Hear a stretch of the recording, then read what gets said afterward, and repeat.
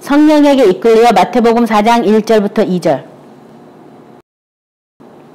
우리 1절부터 2절 다시 합독합니다. 그때 예수께서 성령에게 이끌려 마귀에게 시험을 받으러 광야로 가사 40일을 밤낮으로 금식하신 후에 줄이신지라. 지난주 말씀과 연이어서 이번 주 성령에게 이끌려라는 제목으로 같이 은혜를 나누도록 하겠습니다. 이 그때에 대한 설명이 마태복음 3장 16, 17절에 나와 있는데요. 16, 17절 같이 보도록 하겠습니다.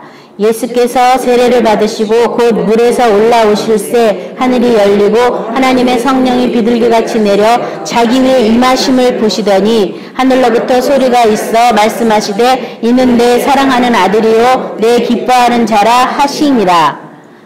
말한 그때에 하늘에서부터 이는 내 사랑하는 아들이요 내 기뻐하는 자라는 소리까지 들으면서 요한이 주는 침례를 받으시고 성령이 임하신 그때 이거 참 우리 나도 하늘로부터 하나님이 나한테 너는 내 사랑하는 아들이야 내 기뻐하는 자야 이런 소리를 들으면 얼마나 행복하겠어요. 그쵸?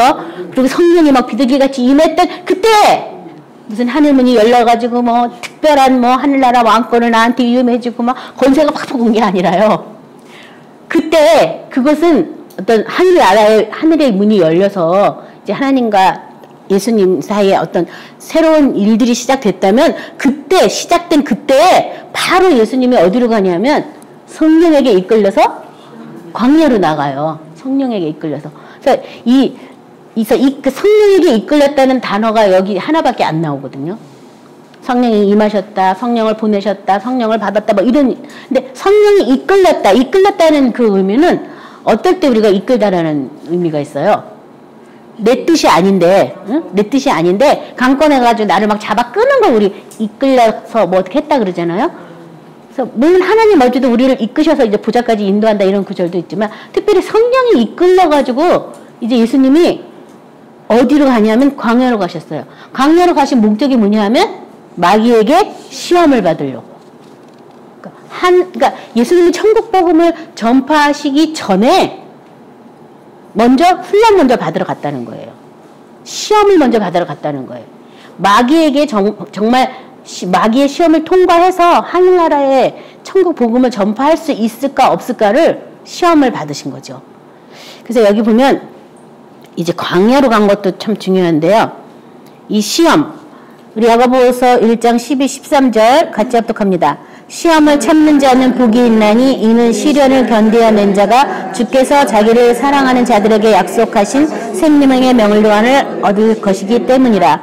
사람이 시험을 받을 때에 내가 하나님께 시험을 받는다 하지 말지니 하나님은 악에게 시험을 받지도 아니하시고 친히 아무도 시험하지 아니하시느니라. 여기 지금 시험을 참는 자라고 되어 있어요. 시험을 이기는 자라고 되어 있지 않고 언젠가 이거 우리 같이 말씀 나눴는데요. 시험을 뭐 한다고요? 참는 자.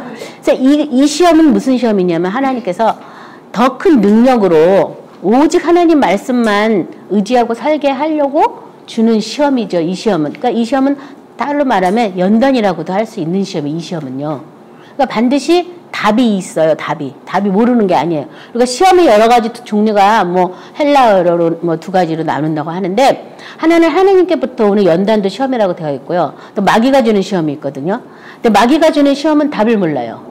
마귀가 준 거니까 답을 모르고 하나님이 주시는 시험은 반드시 피할 길이 있기 때문에 내가 답을 알고 있어요. 답을 알고 있는 상태에서 정말 이 믿음이 정금같이 되는가 안 되는가 하는 시험을 받는 거기 때문에 그것은 연단에 가까운 거죠. 더 강하게 되고 이제 생명의 멸류관을 얻는다 이렇게 되어 있기 때문에 이 시험은 참아야지 돼요. 참는 자가 복이 있다. 참는 자. 그래서 하늘에 이렇게 불시험이 온 걸 이상한 일을 여기지 말고 온전히 기쁘게 여기라. 그 시험은 하나님이 주시는 연단을 주시는 시험이거든요. 그런 시험은 온전히 기쁘게 여기면서 그 시험을 통과해야 되는 거예요. 근데 그렇지가 않고 사탄이 주는 시험은 이제 이따 우리가 뒷절을 살펴볼 건데요. 뜬금없이 예고편 없이 뭣도 없이 이렇게 사탄이 주는 시험들이 또 있어요. 그래서 이렇게 하나님이 주시는 시험을 받을 때는 어떻게 한다고요?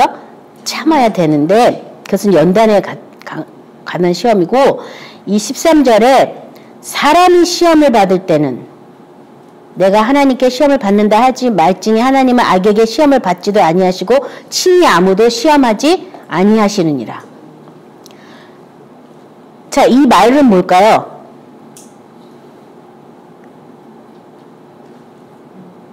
여기서 지금 13절에 사람이 시험 받을 때 이렇게 그 말했잖아요. 사람이 시험 받을 때.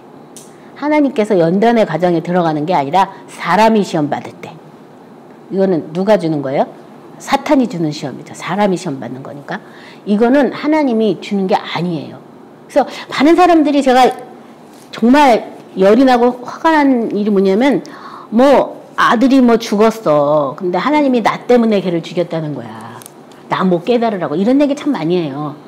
막 이렇게 막 우리 교회 와서 막 간증하는데 하나님이 남편을 데려갔대요. 근데 자기를 전도서 만들어가지고 주의종 쓰려고 남편을 데려갔다는 거예요.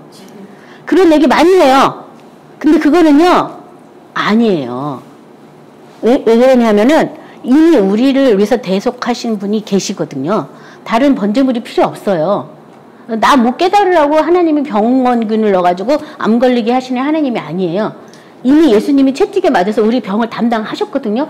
그럼 그 아들을 또 채찍질 하실 수는 없잖아요. 그러니까 질병이 걸리고 뭔가 이런 거는 내가 뭔가 내가 사탄에게 뭐가 속고 있는 거거든요. 그러니까 그런 시험을 받을 때는 하나님께 시험 받는다고 말하지 말아요. 하나님은 친히 악하고도 시험 받지도 않고 친히 아무도 시험하지 않는다. 근데 이 얘기하면 무슨 얘기하면 욥 얘기를 또 많이 하는 거예요. 욥은 하나님께서도 온전한 자라 그랬는데 시험 받았더라. 근데 욥의 시대하고 지금 우리 시대는 다르다. 욥은 중보자가 없었잖아요. 그쵸? 욥기서 보면 하늘에 자기 보인이 있어가지고 뭐 중보했으면 좋겠다 이런 얘기가 막 써있는데 욥하고 우리 시대는 다, 우리는 중보자가 있어요. 우리를 대신한 영원한 재물이 있거든요. 그러니까 욥이랑 우리랑은 비교하면 안 돼요. 근데 사람들이 꼭 얘기하면 또 욥을 비교해가지고 욥도 하루아침에 폐가 망신되고 뭐 자녀가 다 죽은 거 아니냐 이거 하나님이 다 마귀하고 얘기해가지고 데려간 거 아니냐 뭐 이런 얘기 많이 하는데 자기가 욥처럼 의인도 아닐 뿐이 하나님이 인정한 완전한 자도 아닐 뿐더러 그건 구약의 얘기예요. 욥기를 쓴 목적은 예수님 같은 중보자가 필요하다 라는 얘기 하나와 사람이 두려워하는 것이 자기한테 미친다. 그래서 이 욥도 내가 두려워한 일이 나한테 닥쳤다고. 하나님이 그렇게 열심히 잘 밀면서 왜 두려워해? 그쵸? 혹시 내가 잘못하면 하나님이 칠까봐 두려워했던 거 아니에요? 그래서 맨날 뭐만 하면 막 제사 지내가지고 하나님 앞에 다 이렇게 하고 막 그렇게 했잖아요. 그러니까 자기 두려움이 자기한테 미친 거죠. 근데 신약에서는 두려워하는 자마다 형벌이 따른다고. 온전한 사랑이 두려움을 내어 쫓는다라고. 성경 전체를 보면 두려워하지 말라고 굉장히 많이 써있죠. 그래서 이 구약과 신약을 자꾸 이렇게 짬뽕시키면 안 돼요. 그래서 욥의 얘기는 우리 얘기가 아니다. 이 신약 시대에는 예수님, 우리 영원한 중보자가 있고 우리를 위해서 대신 죽으신 분이 있고 우리 대신 아프신 분이 있고 우리 대신 가난을 다 담당하신 분이 따로 있기 때문에 그 것들이 내가 뭐 잘못해서가 아니라 내가 뭘 안 믿어서 마귀한테 속은 거지 빛보다 어둠을 더 사랑해서 내가 어둠 안에 있는 그것이 정죄고 심판인 것이지 하나님이 직접 우리한테 뭐 이렇게 심판을 하거나 이렇게 안 해요. 심판을 아들한테 맡겼다고 말하고 있죠. 그렇죠? 성경에서는 신약에서는 아들한테 맡겼고 마지막 날에 심판할 건데 마지막 날에 우리가 했던 그 말들이 우리를 도로 심판할 것이고 우리가 육체 안에 선악간에 행한 그것들이 심판대 앞에서 심판받을 거라고 얘기했지 지금이 아니에요. 그렇죠? 그러니까 지금 내가 뭐 잘못해서 하나님이 뭘 깨달으라고 지금 뭐 깡패 시켜가지고 두드려 패가지고 뭘 깨닫게 하고 이런 일은 절대 없다는 거. 그건 전부 누가 하는 일? 사탄이. 하나님인 척 거짓말하는 거예요. 그래서 그런 어떤 하나님의 선하심에 대해서 잘 모르고 하나님의 아름다움에 대해서 잘 모르니까 사람 속에 있는 악을 가지고 하나님까지도 악하게 생각해서 뭐 누가 저기 했더만 저 벌 받아서 그랬다 막 이런 얘기 많이 하잖아요. 그렇죠? 벌 받은 게 아니라 그 사람이 어둠에 있어서 그 일을 당한 거예요. 그래서 이 시험을 참는 자가 복이 있고 또 견디는 자에게 생명의 면류관을 얻는다 이 말씀 기억하시고요. 히브리서 2장 18절 보면 그가 시험을 받아 고난을 당하셨은즉 시험 받는 자들을 능히 도우실 수 있느니라. 그래서 예수님도 말씀을 받으셨잖아요. 그렇죠? 많은 사람의 대속물 이 대기에서 자기 목숨을 버리려는 그런 어떤 하나님의 계명을 받아서 왔어요. 말씀이 있는 상태에서 시험을 받은 거. 이건 뭐라고요? 연단. 그래서 하나님이 뭐 외면하고 아버지 어찌 나를 버리셨나이까 이렇게 말씀하셨지만 그래도 계속 하나님의 주권 안에 있었어요. 만약에 저는 그런 생각해봐요. 성령이 임하셔가지고 예수님을 죽은 자 가운데서 살리지 않았다면 예수님은 그냥 십자가 못 박아 죽은 거잖아요. 그렇죠? 성령이 예수를 죽은 자 가운데 살리시게 한 그 영이 예수님 안에 있었기 때문에 예수님도 부활하셨거든요. 살아나실 수가 있었어요. 그러니까 그 예수님의 그 시험을 당하셨을 때 어떻게 그 발자취를 우리에게 남겼는지 그 발자취를 잘 쫓아가시기 바랍니다. 히브리서 4장 15절에도 보면 우리에게 있는 대제사장은 우리의 연약함을 동정하지 못하시기가 아니요 모든 일에 우리와 똑같이 시험을 받으신 이로되 죄는 없으시니라. 그래서 우리가 똑같이 시험을 받은 이시다. 육신의 몸을 입고 어떻게 하나님의 말씀 안에서 말씀을 순종할 수 있는지, 첫사람 아담이 순종하지 못한 그 계명을 어떻게 순종할 수 있는지를 예수님이 직접 예수님도 시험을 받으셨기 때문에 우리가 할 수 없는 그것을 예수님께 도와달라고 하면 얼마든지 우리를 도와가시고 우리의 연약함을 예수님께서 용기를 주시고 할 수 있도록 도우시는 분이세요. 이사야 32장 15절에 보면 마침내 위에서부터 영을 우리에게 부어주시리니 광야가 아름다운 밭이 되며 아름다운 밭을 숲으로 여기게 되리라. 그래서 예수님 광야로 내모셨잖아요. 성령에 이끌려서 마귀에게 시험받으러 광야로 나갔는데 이 광야가 이사야에서 보면 위에서부터 영을 우리에게 부어주사 광야가 아름다운 밭이 되고 아름다운 밭을 숲으로 여기게 되리라. 이 광야 같은 세상이 성령이 임하셔 버리면 위에서부터 영이 임하여 버리면 광야가 아닌 거예요. 이제는 뭐가 돼요? 밭이 되고 아름다운 숲으로 일컬어질 것이다. 그래서 우리도 성령이 임하기 전까지는 우리 속이 뭐냐면 광야와 같아요. 광야가 뭐가 광야예요? 풀과 나무와 이런 거 없고 샘도 없고 들짐승과 승냥이가 창궐하는 그곳이 바로 광야잖아요. 그렇죠? 사람이 사는 게 아니라 짐승이 사는 데가 광야지요. 이런 우리도 성령이 임하시면 이 광야 같은 이 마음이 이제 샘물도 터지고 이제 아름다운 밭으로 변하게 되는 줄 믿으시기 바랍니다.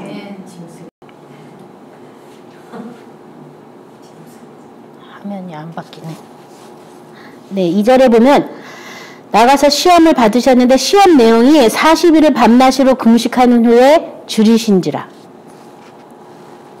시험 받으러 갔는데 먼저 시험한 게 아니라 뭐 먼저 했어요? 금식. 줄이는 일 먼저. 밥도 안 먹고 물도 안 먹고 예수님이 했을 때 금식 40일 광야 금식은 아무것도 안 먹은 걸 40일을 한 거예요. 그거 먼저 한 다음에 시험이 와요. 자, 이게 밥도 안 먹고 물도 안 먹고 그러면은 이 육체가요 거의 살았다 하나 죽은 거잖아요. 그렇죠? 거의 살았다 하나 죽은 거고 이 육체가 어떻게 하면 살까 해가지고 지금 막 최선으로 몸부림치는 그런 때라고 생각하시면 되겠어요. 자, 이렇게 예수님도 40일을 밤낮으로 금식했지만 신명기에도 보면 모세가 금식한 사건들이 나오죠. 그냥 우리 참고로 보겠습니다. 신명기 9장 9절부터 10절. 그때 내가 돌판들 곧 여호와께서 너희와 세우신 언약의 돌판들을 받으려고 산에 올라가서 40주 40야를 산에 머물며 떡도 먹지 아니하고 물도 마시지 아니하였더니 여호와께서 두 돌판을 내게 주셨나니 그 돌판의 글은 하나님이 손으로 기록한 것이요 너희 총회의 날에 여호와께서 산상 불가운데서 너희에게 이르신 모든 말씀이니라. 18절에 그리고 내가 전과 같이 40주 40야를 여호와 앞에 엎드려서 떡도 먹지 아니하고 물도 마시지 아니하였으니 이는 너희가 여호와의 목전에 악을 행하여 그를 경노하게 하여 크게 죄를 지었습니다. 그래서 이 모세도 40주 40야를 어떻게 했어요? 물도 안 먹고 했는데 예수님은 성령에 이끌려서 광야로 간 것이고 모세는 하나님의 어떤 명령에 의해서 이렇게 한 거죠. 그래서 조금의 차이는 있는데 이 모세는 여기서 십계명 두 돌판을 하나님이 직접 새기신 십계명 돌판을 받아왔고 또 백성들이 그동안 막 금송아지 만들고 하는 동안 화가 나가지고 그거를 왜 또 깨트려요. 40주를 금식하고 하나님이 손으로 쓴 그 돌판을 받았는데 그걸 왜 깨트려? 아무리 화가 나도 왜 깨트려? 40일을 금식했어도 그 속에 뭐가 있어요? 분노가 있는 거예요. 분노. 예수님이 오지 않고는 사람이 새로운 피조물이 될 수가 없어요. 40주를 금식했어도 속에 그 하나님을 배약한 그 사람들을 보니까 열이 나가지고 그 귀한 걸 왜 깨트리냐고. 깨트리고 나서 또 회개하는 마음으로 다시 또 백성의 죄를 사해달라고 또 40주야를 또 금식했어요. 이 모세라고 하면 그 온유함이 지면에 승하여 하나님께 인정받은 자매임에도 불구하고 그 분노, 혈기가 나중에도 남아서 이 무리바 사건에서도 화가 나가지고 또 지팡이를 들고 명하여서 반석을 명하여서 물을 내렸는데 화가 나가지고 어떻게 했어요? 두들겼잖아요. 두들겼어. 두들겼는데 하나님께서 너는 이스라엘 목전에서 나한테 영광을 돌렸지 않았기 때문에 너 가나안 못 들어간다 그랬죠. 우리 같아도 열 받지. 응? 그렇게 했는데 이렇게 여기까지 왔는데 코앞에서 또 물 달라 어쩌다 우리 여기서 죽이려고 그랬냐 애굽으로 가는 게 낫겠다 막 난리를 치니까 얼마나 열 받잖아요. 그 혈기가 안 죽은 거예요. 그러니까 하나님이 그냥 이 쌍난 지팡이가 예수님의 부활을 상징하는 지팡이인데 그 지팡이 들고 그냥 명령만 해도 반석이 물이 나오게 생겼거든요. 근데 지팡이를 들고 쳤어요. 친 게 죄예요. 화가 나가지고 친 거니까. 그래서 영광을 돌리지 않았다고 해가지고 그래서 이제 못 들어갔는데 예수님이 오지 않고는 예수님과 함께 죽고 함께 살고 함께 일으키심을 받고 함께 보좌에 앉는 이 구원이 아니고서는 사람을 어떻게 새롭게 바꿀 수 있는 게 없는 거예요. 아무리 돌을 닦고 산에 가서 뭐 불공을 드리고 뭐 수도사들이 뭐 말도 안 하고 뭐 기도원에 혼자 앉아 있어도 예수가 없이는 안 되는 거죠. 그렇죠? 그래서 이제 지금 이렇게 구약의 사람들도 이렇게 했어요. 또 그 밑에 왕상 19장 7, 8절 보면 엘리야 여기 나오죠. 여호와의 천사가 또다시 와서 어루만지며 이르되 일어나 먹으라 내가 갈 길을 다 가지 못할까 하노라 하는지라 이 일어나 먹고 마시고 그 음식물의 힘을 의지하여 40주 40야를 가서 하나님의 산 호렙에 이르니라. 이 엘리야도 이 재단 앞에서 그 사악한 바알을 섬기는 사람과 일대혈전을 벌이죠.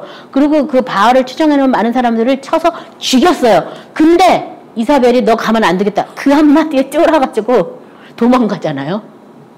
아니 그게 죽인 게 자기 힘이 아닌 거죠.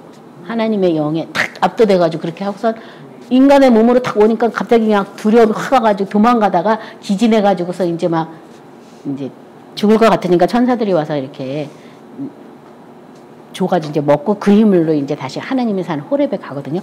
거기 가서 뭐 하냐면 하나님 어디 계시냐고 막 이거 하러까지 갔어요.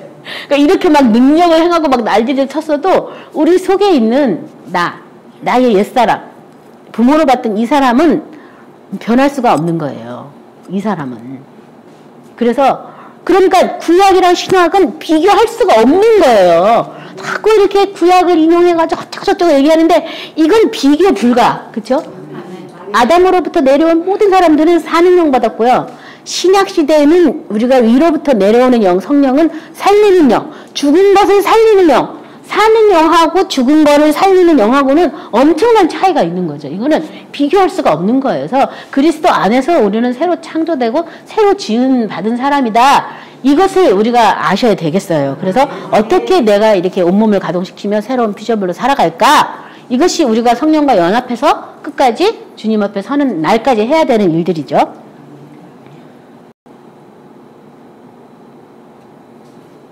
자, 그래서 이렇게 40주를 줄이신 다음에서야, 그 다음에 제가 이제 본문, 그 마태복음 4장 3절부터 10절 말씀에 쭉쭉 보면은 이렇게 시험 받는 내용이 나오거든요. 자, 40주를 줄인 다음에 시험하는 자가 이렇게 나왔어요. 처음에 3절은. 근데 그 뒤에 5절은 보면 뭐라고 그러냐면 또 마귀가 이렇게 나오고요. 마지막 끝에 가면은 10절에 가면 뭐라고 나오냐면 사탄아 이렇게 나오죠. 그래서 맨 처음에는 시험하는 자, 그 다음에는 마귀, 마지막은 사탄. 시험하는 자. 시험하는 자니까 지금 마귀인지 사탄인지 이렇게 구분 안 되게 이렇게 슬쩍 온 거예요. 자, 시험하는 자가 예수께 나와 이르되 내가 만일 하나님의 아들이 얻은 명하여 이 떡들로 떡덩이가 되게 하라. 자, 여기 보면요. 40일을 줄인 다음에 하늘에서부터 아까 무슨 소리 들렸어요? 내 사랑하는 자요, 내 기뻐하는 자라라는 소리를 듣고서 이제 여기 왔잖아요. 그러니까 그 말 가지고 사탄이 지금 시험하는 거예요. 네가 하나님의 아들이면은 그러면 이 돌들을 변하여 떡덩이가 되게 하라. 지금 얼마나 배가 고팠겠어요? 근데 지금 이 배고픈 거를 먹으려고 시험을 준 거라고 우리 생각하는데 그게 아니에요. 네가 하나님의 아들이거든. 이거예요. 시험 내용은. 네가 하나님의 아들이거든. 이거 해라. 하나님의 아들이거든. 그러니까 하나님이 나한테 직접 하나님의 아들이라고 말해줬는데 그게 진짜인지 아닌지 너 헷갈리면 네가 하나님의 아들이면 이렇게 해봐. 이렇게 지금 이렇게 시키는 거예요. 그러니까 저와 여러분도 지금 성경에 이끌려서 이제 천국 백성의 삶을 살아야 되는데 사탄이 뭐 먼저 우리에게 시험하냐 하면 네가 하나님의 아들이야? 그럼 이거 해봐. 이런 시험을 준다는 거예요. 네가 하나님. 근데 내가 하나님의 아들인지도 자각도 못하고 있으면 이런 시험 오지도 않겠죠. 이건 누구한테 이끌려서 오는 거예요? 성령에게 이끌려서. 성령에게 이끌려서. 그래서 저도 이런 시험을 받은 적 있어요. 뭐냐면 갑자기 뜬금없이 교회 예배 딱 드리러 갔는데 우리 남편이 조금 이제 변화 안 된 모습들이 많이 있거든요. 근데 막 그 모습으로 저를 막 대하는데 갑자기 너무 내 속에서 정색이 나면서 아니 하나님한테 하나님의 존귀한 딸한테 이래도 되는 거야? 이렇게 딱 오는데 저 괜찮은 것 같더라고. 그래서 이게 사탄에게 온 건지도 모르고 진짜 이 사람 너무 심하네. 나 예수님 피값으로 나를 귀하게 사셨는데 이렇게 나를 막 취급하다니 이건 아닌 것 같아. 뭔가 내가 조금 행동을 조금 고치도록 조금 옆에서 해야 되겠다. 근데 아까 우리 지도자는 예수님 한 분이시잖아요. 그렇죠? 예수님한테 우리가 다 가르침을 받는 건데 내가 뭘 좀 해보겠다고. 남편이 뭔 말을 하면은 이제 고난도로 들어간 거죠. 근데 사실 남자들은 직설적으로 말해도 못 알아들어요. 근데 이렇게 고난도로 뭐 하면 더 못 알아듣죠. 내 입으로 나 하나님의 딸인데 나 지금 그러지 마. 희망은 참 못하겠고. 그래서 제가 막 좀 헤맸는데 나중에 생각해보니까 야 이거 내가 이 시험을 받고 있는데 내가 무슨 하나님의 딸인 거를 누구한테 증명하라고 지금 남편한테 증명하라고 내가 지금 이러고 있는 거구나. 저 사람 변하려면 아직 멀었고 하나님이 지금 만드시는 작업 중인데 내가 무슨 뭐라고 지금 이렇게 이러고 있나. 그래서 얼른 깨닫는 순간 이제 바로 포기는 했는데요. 여러분 그런 식으로 와요. 그러니까 또 그럴듯하게 보이잖아요. 그렇죠? 그래서 네가 하나님의 아들이면 그러면 너 40일도 금식했고 다 능력도 이제 발휘할 때 됐으니까 이 돌이 떡대기가 되게 한번 해봐. 이렇게 하는 거예요. 왜냐하면 지금 배고픈 걸 사탄도 알고 있기 때문에 제일 먼저 그거 가지고서 이렇게 하거든요. 근데 예수님께서 뭐라고 대답했냐면 아시죠? 사람이 떡으로만 살 것이 아니요 하나님의 입으로 나오는 모든 말씀으로 살 것이라 하였느니라 하시니. 그러니까 우리도 이제 인생을 살다 보면은 이 세 가지 시험을 다 통과해야지 돼요. 그래서 첫 번째 먹을 거. 이제 먹을 거에 대한 시험. 무엇을 먹을까? 마실까? 입을까? 도무지 염려하지 말랬잖아요. 무엇을 먹을까에 대한 시험을 다 받게 돼 있어요. 누구든지 다. 그럴 때 뭘로 하라고요? 사람이 떡으로만 살 것이 아니요 하나님의 입으로 나오는 무슨 말씀? 무슨 말씀? 모든 말씀으로 살 것이다. 모든 말씀. 이게 그냥 말씀이 아니에요. 모든 말씀으로. 그러니까 내가 뭔가 떡이 궁핍하면 말씀을 어떻게 해야 돼요? 구해야 되겠죠. 말씀으로 살렸으니까. 그래서 여러 가지 말씀으로 구하시는 거예요. 그래서 저도 뭐 부도가 난 적도 있고 IMF 어려운 데를 넘어간 적도 있는데 성경에 뭐라고 써있냐면 성경 말씀에 너희 구하고서 감사함으로 아뢰라 그래가지고 감사하면 되겠구나 이래가지고 이제 뭐가 없습니다. 주님 어떻게 할까요? 그럼 또 어떤 말씀 오면 그 말씀으로 하려는구나. 그래서 또 그 말씀으로 이렇게 하려고 그러면 또 하나님께서 역사하시고 그러셨거든요. 그처럼 말씀으로 사는 거예요. 말씀으로. 그래서 말씀으로 살기 위한 광야의 훈련 코스를 우리가 지나간다.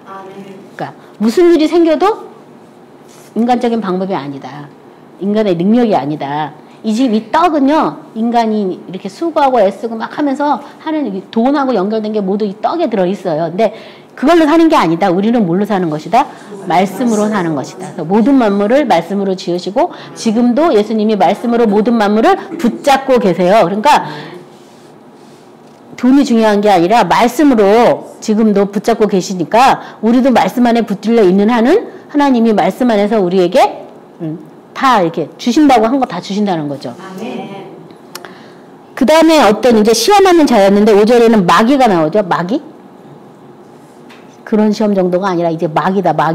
마귀가 나와가지고 예수를 거룩한 성으로 데려다가 성전 꼭대기에 세우고 이르되 내가 만약 하나님의 아들이거든 뛰어내리라. 기록되었을 때 그가 너를 위하여 그의 사자들을 명하시리니 그들이 손으로 너를 받들어 발이 돌에 부딪히지 않게 하리로다 하였느니라.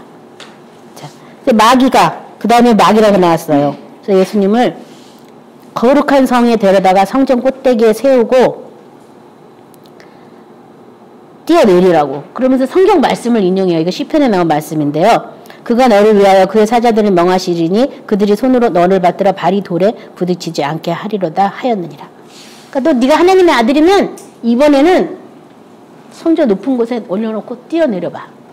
그러면 아마 천사가 와가지고 너의 발에 돌이 닿지도 않게 너를 이렇게 칼볕이 내려가게 할까? 이런 식으로 또 거짓말을 하는 거예요. 말씀으로 또 이렇게 하는 거야. 말씀으로. 아까 모든 말씀으로 살라 이렇게 했잖아요. 그러니까 이제 또 이 말씀을 가지고 이제 들이대니까 말씀도 제대로 알지 못하면요 사탄에게 노략질 당할 수가 있어요. 거짓말에 속을 수가 있어요. 그래서 말씀은 성령이 조명하게 하시고 감동케 하실 때 우리가 그 본뜻을 알게 되는 것이지 이 문자로 나온 거 활자로 나온 그 말씀이 다가 아니에요. 그 속에 감추어진 뜻이 있어요. 그래서 그것을 깨달으셔야 되겠는데요. 내가 잘 알지 못하고 내가 주로 인용했던 말 가지고 사탄도 와가지고 이렇게 거짓말 할 수 있다. 이것에 경각심을 가지시기 바랍니다. 근데 여기서는 마귀라고 지금 말하고 있어요. 마귀. 그러니까 시험하는 자보다는 조금 더 센 존재죠. 마귀라 그러니까. 그렇죠? 그래서 말씀으로 와가지고 말씀으로 우리한테 거짓말로 그러니까 말씀이 이런 거니까 이렇게 막 이렇게. 근데 그거 다 뭐예요? 율법이잖아요. 율법. 그렇죠? 말씀이 이러니까 이렇게 해 이렇게 강제를 시키는 건 다 율법이에요. 지금 우리는 은혜의 보좌 앞에서 은혜를 통해서 말씀을 행할 수 있도록 진리를 알라 그러면 진리가 너희를 자유케 하리라. 그러니까 예수님의 성령은 우리를 진리를 먼저 알게 해주시고 그 진리 안에서 우리가 자유케 하는 일을 하시는 거지 아직 알지도 못했는데 무조건 이렇게 해. 이건 다 뭐라고요? 율법이다. 그래서 때로는 내가 알지도 못하는 말씀이 와가지고 나를 막 옥죄이고 있다면 그건 다 누가 주는 거예요? 마귀가 주는 거예요. 마귀. 그것을 깨달으시기 바랍니다. 그러니까 예수님께서 뭐라 그러셨어요? 주 너의 하나님을 시험하지 말라. 하나님이 내가 여기서 뛰어내리면 살려줄까? 안 살려줄까? 이거 시험하지 말라는 거죠. 그죠? 왜냐면 우리의 모든 이 목숨이 누구한테 있어요? 하나님께 있는데 응? 내가 하나님을 시험하는 거 이것처럼 큰 죄악이 어디 있겠어요. 이거는 정말 하나님 앞에 불순종도 큰 불순종이죠. 큰 악이죠. 그렇죠? 그 다음에 마지막으로 시험한 것은 마귀가 또 그를 데리고 지극히 높은 산으로 가서 천하 만국과 그 영광을 보여 이르되 만일 내가 엎드려 경배하면 이 모든 것을 내게 주리라. 또 이렇게 아주 높은 곳에 가서 만국과 영광을 사탄이 자기가 받은 걸 다 보여주면서 나한테 엎드려라. 그러면 내가 이걸 너한테 다 주겠다. 또 이렇게 또 했죠. 근데 또 이게 40일을 줄이셨기 때문에 이거 뭐 지금 중요한 거 그런 건 뭐 별로 중요하지도 않는 40일 동안에 사실 저도 뭐 금식 오래는 안 해봤지만 하다 보면 이 욕심이 다 죽잖아요. 그렇죠? 제가 다 죽죠. 예수님께서 여기서 뭐라고 했냐면 사탄아 물러가라.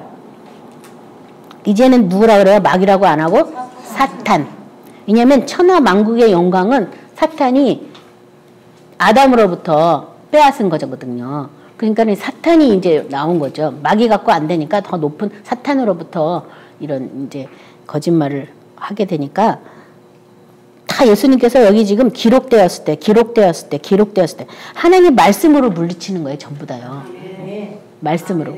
예수님 자체가 말씀이셨기 때문에 뭐 또 다른 말씀을 시작해도 예수님 부분이 말씀이기 때문에 말씀일 거예요. 근데 다 성경에 기록된 말씀으로만 물리쳤다는 것은 우리에게 사탄을 물리칠 수 있는 것은 하나님의 약속의 말씀이다. 이걸 가르쳐 주려고 지금 말씀으로 다 물리쳤어요. 그래서 하나님만 다만 그를 섬기라. 하나님께 경배하고 다만 그를 섬기라. 내가 임금 노릇하는 게 아니라 모든 우주의 주인은 하나님 아버지시다. 그분만 섬기고 그분만 경배하라. 그래서 그것만 하면 이 시험은 더 이상 이제 빠질 일이 없겠죠. 그래서 이 세 가지의 시험을 우리도 성령에게 이끌려서 이제 이 세상에서 지금 통과해야지 돼요.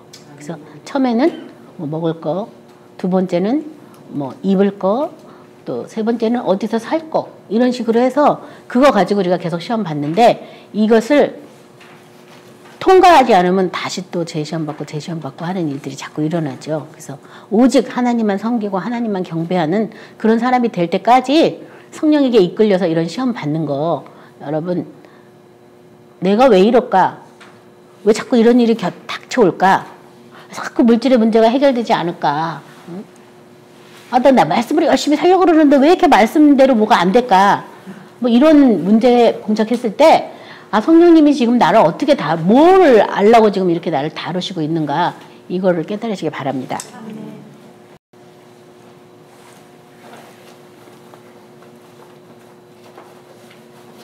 마태복음 6장 31, 34절 우리 같이 합독합니다. 그러므로 염려하여 이르기를 무엇을 먹을까 무엇을 마실까 무엇을 입을까 하지 말라. 이는 다 이방인이 구하는 것이라. 너희 하늘 아버지께서 이 모든 것이 너희에게 있어야 할 줄을 아시느니라. 그런즉 너희는 먼저 그의 나라와 그의 의를 구하라. 그리하면 이 모든 것을 너희에게 더하시리라. 그러므로 내일 일을 위하여 염려하지 말라. 내일 일은 내일이 염려할 것이요 한날의 괴로움은 그날의 족하니라. 그래서 여기 보면 무엇을 먹을까 마실까 입을까 염려하지 말라. 이거 누가 하는 거라고요? 다 이방인이 구하는 것이다. 어떤 사람 아이고 뭐 배가 불러가지고 저런 소리 하겠지 하는데 아닙니다.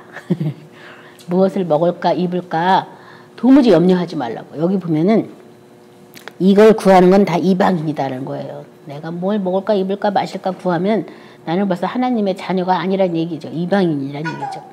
아버지가 있는 애들이 무슨 뭐 먹을까 입을까 걱정하는 애들이 어디 있어요. 아버지 있는 애들은 아버지가 알아서 돈 다 벌어오니까 내일 곡식 창고에 쌀이 떨어지는지도 몰라요. 다 아버지가 어디서 또 변통해서 라면이라도 사오잖아요. 옷도 마찬가지잖아요. 어린 애가 뭐 이렇게 아유 겨울이야 추운데 월동준비로 무슨 옷을 살까 이런 애들은 하나도 없잖아요. 알아서 다 부모님이 따뜻한 옷 다 준비해주고 하죠. 그것처럼 무엇을 먹을까 입을까 마실까 도무지 염려하지 말라고.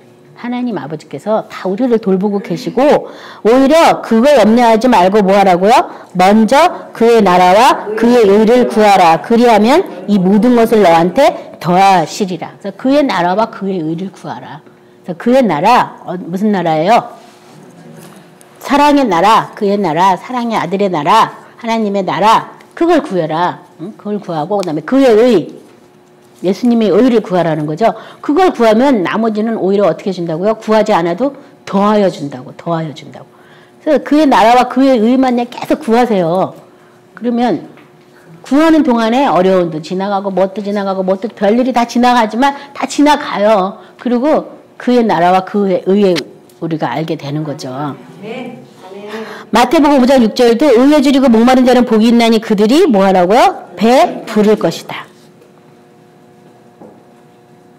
네, 의를 사람들이 의에 줄이고 있는지도 잘 모르겠어요. 힘써 자기의 의를 가지고 하나님을 섬기려고 하면서 그리스도의 의는 복종치 않는다라고 나온 것처럼 자기 의로서 맨 내가 뭐 했다 막 대부분의 사람들이 다 자기가 뭐 한 거 가지고서 그렇게 아유 제가 어저께 우리 남편이 무슨 책을 하나 가져왔어요. 누가 줬대요. 아 어떤 목사님이 참 쓰신 책인데 나 참 보면서 너무나 어떡하면 좋아. 자기가 한 일을 다 쓴 거예요. 책에. 설교문 다 쓰고 매달 며칠에 누가 사회본대 가서 자기가 뭐 제목 뭘로 하고 그걸 그냥 진짜 뒤에 몇 페이지가 다 그거예요. 어디에 강사로 가고 누가 복음성가 누가 불렀고 그거를 몇 페이지를 갖다 뒤에 부분에다가 다 집어넣은 거 있죠. 그래서 내가 이 목사님 어떻게 하면 좋아 그랬는데 하나님만 아시고 하나님 은밀중에 다 아면 되지. 그걸 또 거기다 왜 써놨어 책에다가. 진짜.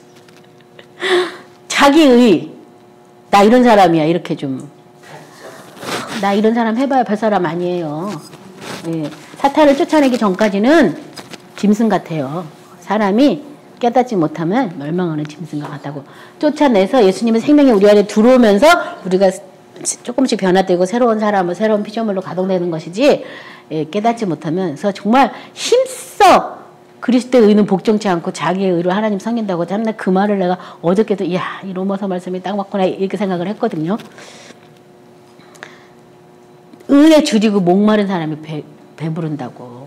그리스도의 의에 대해서 항상 목이 마르셔야 되겠습니다. 그것에 대해서 줄인 사람이 돼야 되겠어요. 음식물로 줄여서 줄인 게 아니라 의에 줄인 사람들. 요한일서 2장 15, 17절은요. 이 세상이나 세상에 있는 것들을 사랑하지 말라. 누구든지 세상을 사랑하면 아버지의 사랑이 그 안에 있지 아니하나니 이는 세상에 있는 모든 것이 육신의 정욕과 안목의 정욕과 이 세상의 자랑이니 다 아버지께로부터 온 것이 아니요 세상으로부터 온 것이라. 이 세상도 그 정욕도 지나가되 오직 하나님의 뜻을 행하는 자는 영원히 거하느니라.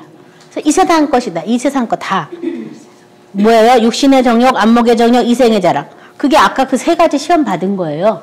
그렇죠? 그런 건 다 어디서 온 거라고요? 세상에 있는 것이다. 세상에 있는 것. 아버지께로부터 온 게 아니다. 아버지께로부터 온 것이 그럼 뭘까요? 아버지께로부터 온 것. 응? 아버지께로부터 온 것. 그래서 예수님은 아버지의 생명이 우리한테 왔잖아요. 그렇죠? 생명이 온 거죠. 생명.